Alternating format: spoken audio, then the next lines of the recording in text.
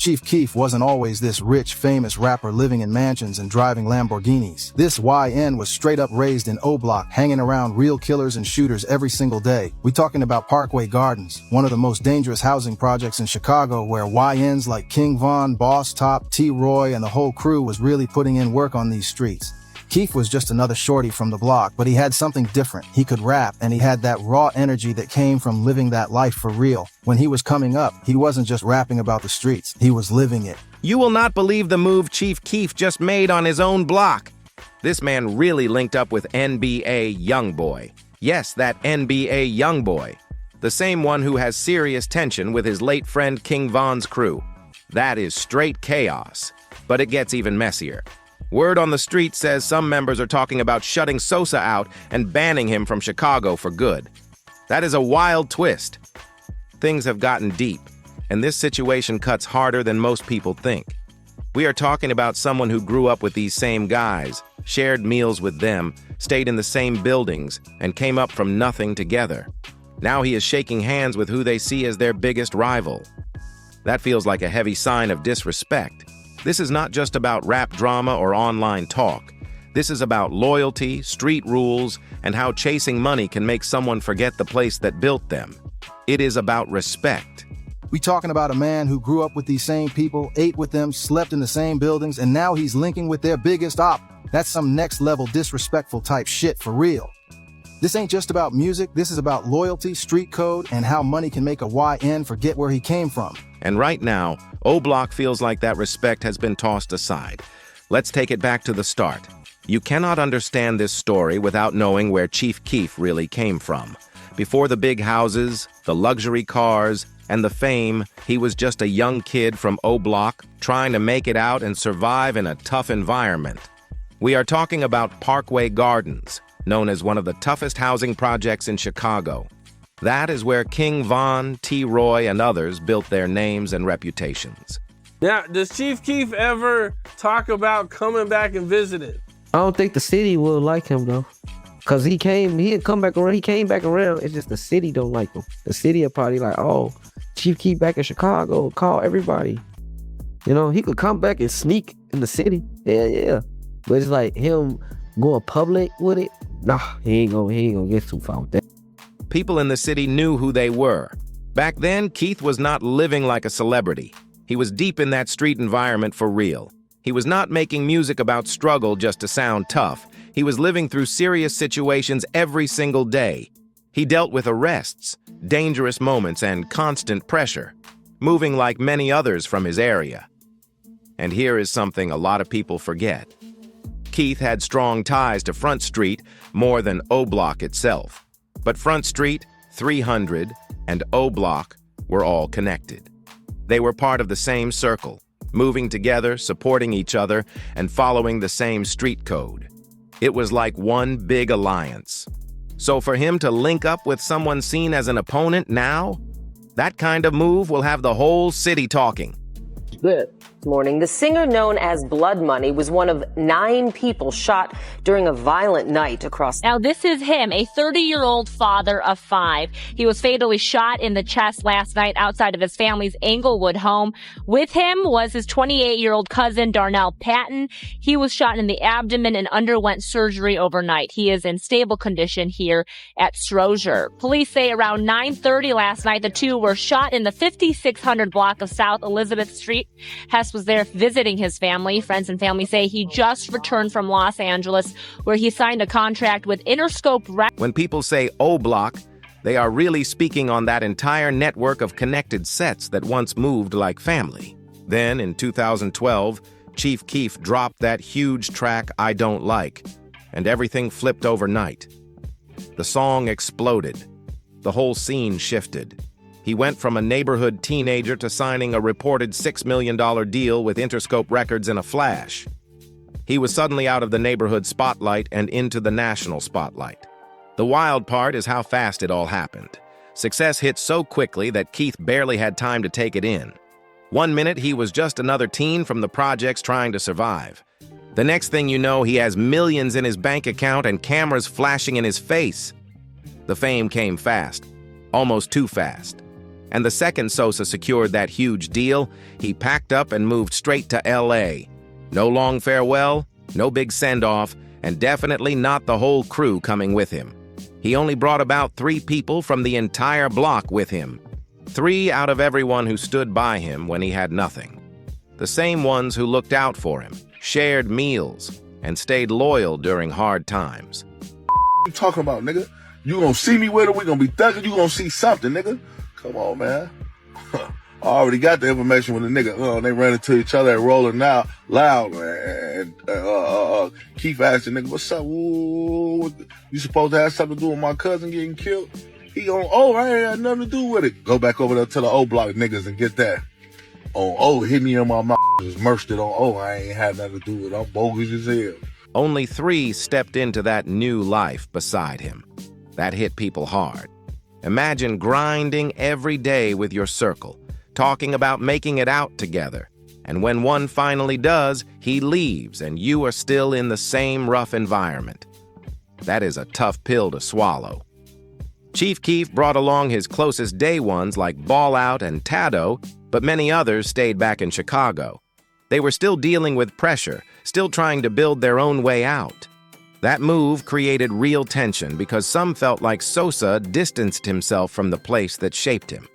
Once the money came in, the same friends who once split food and small cash were now watching from a phone screen, seeing him post stacks of money, iced-out chains, and luxury cars in LA. They did not see the same Chief Keef sitting on the block anymore. They saw a superstar living a new life. If he go laugh and say, I'm right here on such and such, it's not gonna get, the police, real police will get involved. He can come through this bitch though, for sure. Like, come through this and he'll be secured, still be secured. Man, I think everybody would go crazy if they seen Chief Keef and Oblock. Yeah. It would be the most viral moment in hip-hop that year, for sure. Yeah, I'm trying to make it happen. Meanwhile, back in Chicago, many people from his old circle were still facing the same daily struggles and trying to stay safe in a challenging environment.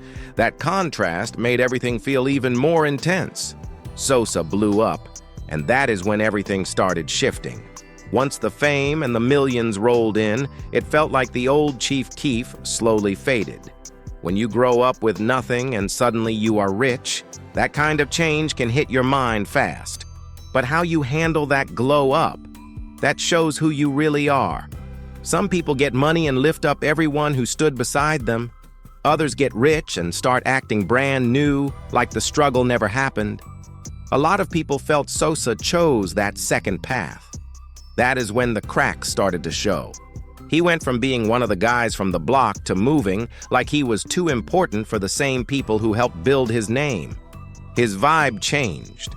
The way he spoke changed. The way he carried himself felt different. It looked like he was above the same streets that shaped him. Do you know why Chief Keef and King Von never made a song together? Because even though both of these rappers were from Oblock, they actually secretly hated each other, and here's why. In 2011, when Durk was locked up for a weapons charge, he needed someone to bail him out, and since Chief Keef was in his prime, he thought Keef would. However, Keef ignored Durk's calls and never bailed him out. That's when Durk would call Von and set up a robbery at Keef's house to steal the bail money from him. Von obeyed Durk and stole $50,000 from Keef for Durk, and even rapped about it in the song Gleesh Place. But here is the wild part. His music still shouted out, Oblock. He kept claiming his set, dropping lines about the block and calling out rivals. It seemed like he was using those street ties to protect his image, but when it came to showing real support or giving back, people felt he was distant. The guys back home noticed that quickly. They were not quiet about it either. King Von reportedly spoke on it more than once. He would point out how Sosa would post pictures online with big firearms and talk tough, but when the neighborhood needed real help, he was not present. That disconnect made the situation even more tense. Von felt that was straight clown behavior. In his eyes, you cannot say you are helping the neighborhood if you are not actually doing anything for it. But this is where the real tension started heating up. This was not just social media talk, this was street politics. And that carries weight. And there ain't no game back. That's respectfully saying that. But Like, I ain't gonna be listening to Keef no more. Oh, he went against the grain and do anything, and we can Keef do what he want to do. He opened the doors for everyone in Chicago. For Dirk, for Reese, for you, for me, for every fucking. There was a guy from Oblock known as Trey 5 who got locked up on gun charges. His bond was set at $25,000. In Chicago, you usually only have to pay 10% to post bond, which meant they needed around $2,500 to get him out. To some people, that might not sound like a lot, but in the projects, where steady money is rare, $2,500 can feel impossible. That is real life. King Von, Boss Top, and others from Oblock started grinding hard, trying to pull that money together. They were hustling non-stop, doing whatever legal moves they could to stack up enough to help their friend. They were putting in effort and taking risks, all to bring Trey 5 home. Meanwhile, their so-called big homie, the same one they stood behind when he had nothing, was out in LA, living a whole different lifestyle. That contrast did not sit right with them. After all that effort, they still could not raise enough to cover the bond. So they reached out to the one person they felt could easily help Chief Keef. He had just signed a reported $6 million deal with Interscope. From their point of view, $2,500 should have been light work for someone in that position. That request was not just about money, it was about loyalty, about showing you still stand with the people who stood with you. Like, I like Sosa. Got a lot of, man, Keef, especially the Keef, today Keef, Shorty something different, man. I like Shorty, man. I don't give how nobody feel, man. And in the middle of the war shit, I was still listening to Chief Keef music. I ain't give a Sosa, bang, bitch. I'm listening to Keef and dissing him at the same time. I'm a fan of what Keef has become. See, Dirk could have been what Keef meant, but no Dirk in a jail cell. And when that help did not come the way they expected, the divide only grew wider. They reached out like, "We need you to look out. Trey is locked up and we just need a little help to bring him home. We are family. We are from the same block. That is what we do for each other." That was the message. You would think Keith would handle that fast. Instead, he kept saying, "Yeah, I got y'all. I'm gonna send that money soon. Just handling some business first." Days passed, then weeks, then months. Still nothing. Sosa kept stalling, repeating promises, but the money never showed up. It got to the point where Tay Capone even spoke on it, saying Keef had been dragging it out for way too long. That is when people back home started feeling played. They felt like they gave him chance after chance to stand tall for them, and he just did not move on it. The respect started cracking. So the crew made a choice. In their minds, if Sosa was not going to step up willingly, they would handle things their own way. You know, what do you think about that, man? And can Chief Keef come back? I still talk to him. I still on FaceTime. So I hear DM me back, all type of shit. Everybody want me to talk about it, man. Chief Keef and NBA YoungBoy did a song together, man. And people talking about that he ain't loyal to King Von or Dirk or none of that. Hey, look, bro, I know y'all don't know y'all history, though. And that is when the situation took a serious turn. King Von, Boss Top, and a few others decided to confront the issue directly. Emotions were high. They felt like if he was acting distant and too important to help, then something had to give. On March the 27th, 2014, they went to the house of Chief Keef's manager in Highland Park, where Sosa was staying at the time. This was not a calm conversation. Authorities later described it as a home invasion. People forced their way inside and took items from the property. That moment changed everything.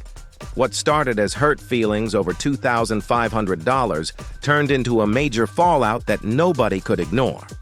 According to later Chicago police reports, the group took Keith's car, designer clothes, luxury items, and other expensive property from the house. But what really made people react was something more personal. Reports said Boss Top even went into Chief Keef's daughter's room and took some of her clothes, along with small household items like detergent and deodorant. That detail hit different. People online were saying, that crossed a line. Taking items connected to a child made the situation feel way more personal and emotional. It showed how angry and betrayed they felt at the time. In their minds, this was not just about money. They believed Sosa had turned his back on them, and they wanted to send a loud message. They were not thinking about how it looked. They were acting off frustration and hurt. Then the situation escalated even further. During the chaos, someone was shot and later hospitalized in critical condition. Police classified the incident as a home invasion and attempted murder investigation. After King Von passed away, the internet was looking at Lil Durk to slide for him. However, after months without anything happening, people would start to hate Durk, saying that he sacrificed Von for clout. Then it would come out that Durk didn't even pay for Von's funeral. However, this would be the last straw for Durk. This was no longer just neighborhood drama. It became a serious criminal case involving people who once called each other family. That shift made everything heavier. Authorities moved quickly. Boss Top and several other Oblock affiliates were named as suspects. They were facing major charges, and the pressure was intense. But what shocked a lot of people was Chief Keef's reaction. Instead of directing all his anger at the people who broke into the house, reports suggested he was upset with his manager for contacting the police. That response left many people confused and added another twist to an already explosive situation. Right after the break-in, Sosa's manager contacted the police, which is what most people would do after something like that. But Chief Keef jumped on Twitter calling his own manager a soft dude for involving the authorities. That shocked a lot of people. Instead of focusing all his anger on the ones who took his stuff, he seemed more upset that someone dialed 911. That reaction had everyone talking. Then things got even more confusing. Keith tweeted, "R.I.P. Boss Top," and later deleted it. That one post sent the internet into a frenzy. Some people took it as him saying, "You're dead to me." Others speculated it meant something deeper, connected to what happened during the incident. Either way, it added more mystery to an already chaotic situation. Nothing about this fallout was simple. From that moment on, the relationship between Chief Keef and Oblock was fractured in a serious way. The bond they once had did not look the same anymore. And it did not stop there. Up and catch up, gang. That's all y'all gotta do. Y'all see us, every nigga doing that shit. People get tired of this shit. Ain't finna keep warring and going against each other and killing each other. During the invasion, reports said Boss Top also took one of Chief Keef's most recognized pieces of jewelry, his signature chain. That was not just any chain. That was the chain people connected to Sosa's image. He wore it in videos, at shows, everywhere. It was part of his brand. For a while, nobody knew where it ended up. Then Lil Durk stepped into the mix and made things even louder. In a diss track, he rapped that Boss Top had Sosa's chain, putting the situation on blast for the whole rap world to hear. That line turned private tension into public humiliation, and once that happened, there was no keeping it behind closed doors anymore. That line hit like a bomb in the industry. Suddenly, everybody knew Chief Keef had been robbed by his own circle. In rap culture, losing your chain is already a big deal. But when it is people you once called family, and another rapper puts it in a track for the whole world to hear, that is a different level of public embarrassment. It did not stop there. Boss Top leaned into it instead of staying quiet. He dropped a music video showing off the same chain, basically daring Sosa to come back to Oblock if he wanted it. He even posted photos online wearing it, making it clear he had it. What is you talking about? Y'all never saw Chief Keef post Von one motherfucking time, nigga. You ain't do a song, nothing. That tells you a lot. I'ma have a song down there with every homie I got. What you talking about? You gonna see me with it, we gonna be thugging, you gonna see something, nigga. That move turned private tension into a loud, public spectacle. It was bold, messy, and impossible to ignore. Fans reacted instantly. Social media went crazy, roasting Boss Top and questioning his image, especially after reports spread about what was taken during the break-in. A lot of people felt the whole situation hurt his reputation more than it helped it. In the rap world, perception matters, and many thought this made everyone involved look reckless. Still, Boss Top did not seem bothered. He moved like he felt justified, like this was payback for feeling abandoned when Sosa left the block behind. That was his stance, and he stood on it. Then came another twist. The chain did not even stay with Boss Top. Reports and online talk claimed Famous Dex later ended up with it. So now the chain had passed from Chief Keef to Boss Top to Famous Dex, almost like a symbol of betrayal and shifting alliances. What started as a piece of jewelry turned into a trophy in one of the most talked about fallouts in Chicago rap history. What started as brotherhood ended in chaos, pride, and public embarrassment. That whole chain situation felt almost cursed. It was like bad energy followed whoever wore it. Every person who had it eventually lost it too. Some people even said it was more than jewelry. They believed it symbolized the betrayal and fallout that came from turning on your own circle. That chain became a reminder of everything that went wrong. King Von was deeply connected to this entire story, and he never stayed silent about his feelings. Von openly said Chief Keef handled the Trey 5 situation the wrong way. In Von's view, when you make it out of a tough environment, you are supposed to reach back and help the ones who struggled with you. That is how he defined real loyalty. So, nigga, come on, man. Y'all niggas be crazy, man. Sosa gonna do what he wanna do, nigga. He ain't been back to the rack. None of that shit, nigga. Out here living his life. And YoungBoy don't give a he already got songs talking about Oblock pack get rolled up, all type of shit. If them niggas could sit in there and push it to the side or whatever, they been already locked in anyway. They already been cool. So, you know, it just was politics probably. But a lot of y'all BDs or whoever y'all gonna be mad, shut. Von often spoke about how Sosa would post online showing stacks of cash, displaying weapons, and talking about holding it down for the block. But when it came time to step up in a serious moment, especially when Trey 5 was locked up, Von felt Sosa disappeared. That contrast did not sit right with him. He called it fake energy and said you cannot claim the block only when it benefits your image. For King Von, loyalty was not just talk, it was a code.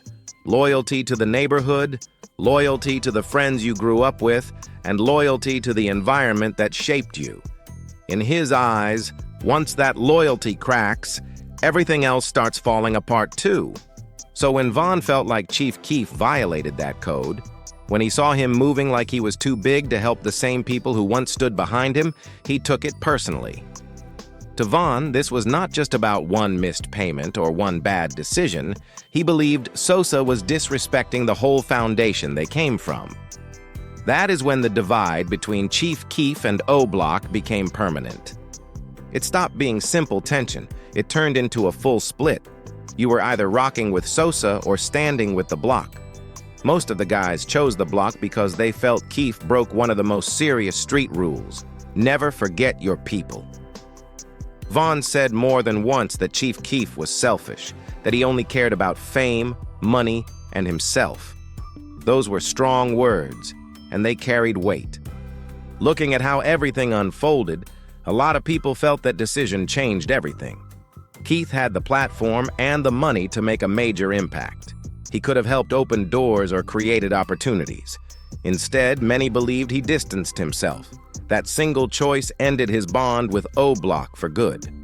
Once that trust was gone, there was no easy way to rebuild it. And this was not happening in a calm moment.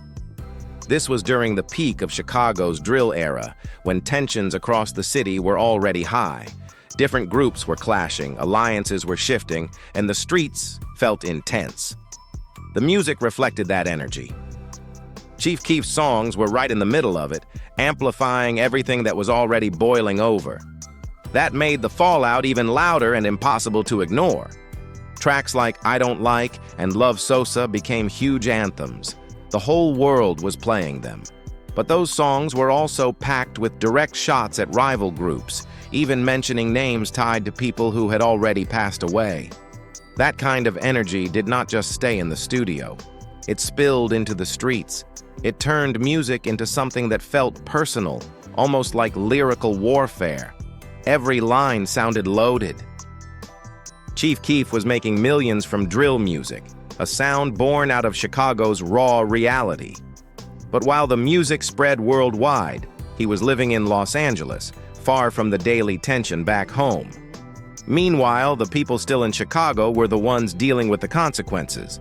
They were facing danger, losing friends, and carrying the emotional weight that came with that environment. That contrast stood out to a lot of people. Some from the block started feeling resentment. In their eyes, he was benefiting from stories rooted in their real-life struggles, while they were still stuck navigating that same pressure. They felt like the pain, the losses, and the trauma became part of a brand that made money, yet they did not see support coming back their way. That is where the bitterness grew. Then came November 6th, 2020. The night King Von was shot and killed in Atlanta outside a lounge during an altercation. Reports confirmed that Lil Tim, who was associated with NBA YoungBoy's camp, fired the shots. That moment shook the drill scene to its core.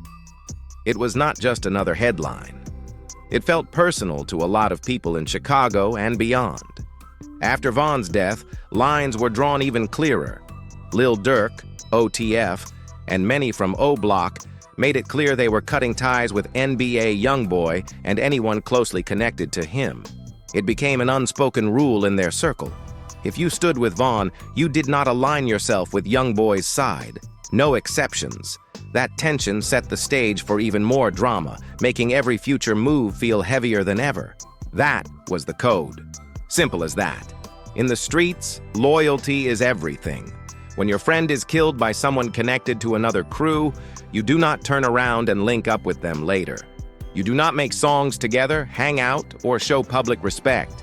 In that world, that is seen as a serious violation, the kind that can get you cut off completely.